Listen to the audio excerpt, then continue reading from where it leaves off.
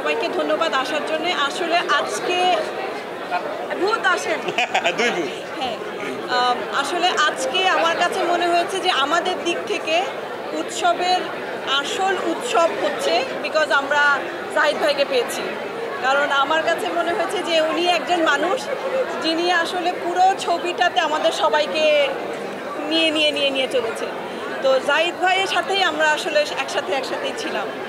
আর আমি specially thank you দিতে চাই যারা আসলে এই দুজন গুণী ভূত, চঞ্চল ভূত এবং জয়া ভূতের সাথে আমাকেও একটা ভূত হিসেবে। আচ্ছা, আমি মাঝখানে একটা কথা মনে পড়েছে, আমার ওর কথা বলে আবার একটু আসলাম।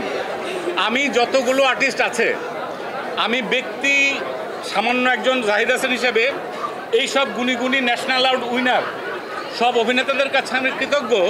কারণ সাধারণত আমরা কি দেখি যে একটা ছবিতে একটা কাজে যে সেন্ট্রাল ক্যারেক্টার থাকে তাছাড়া অন্যান্য সবাই ঠিক মতো করতে চায় না।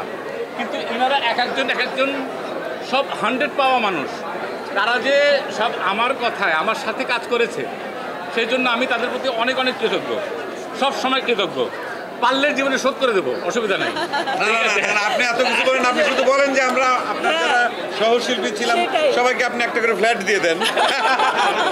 না, ওইটাই আর কি, যে এই দুই গুণী ভূতের সাথে যে আমাকে একজন ভূত মানে সংযুক্ত করার যে ওনারা আমাকে নিয়েছেন, সেটার জন্য আমি আসলে অনেক ধন্যবাদ।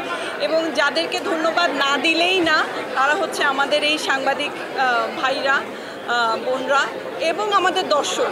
কারণ আমাদের প্রচারণা আসলে আমরা ওরকমভাবে করতেও পারিনি, কিন্তু দর্শক এত ভালোবেসেছে আমাদের উৎসবকে যে সত্যি ওনারাও আসলে আমাদের উৎসবকে প্রকৃত অর্থে উৎসবে পরিণত করে।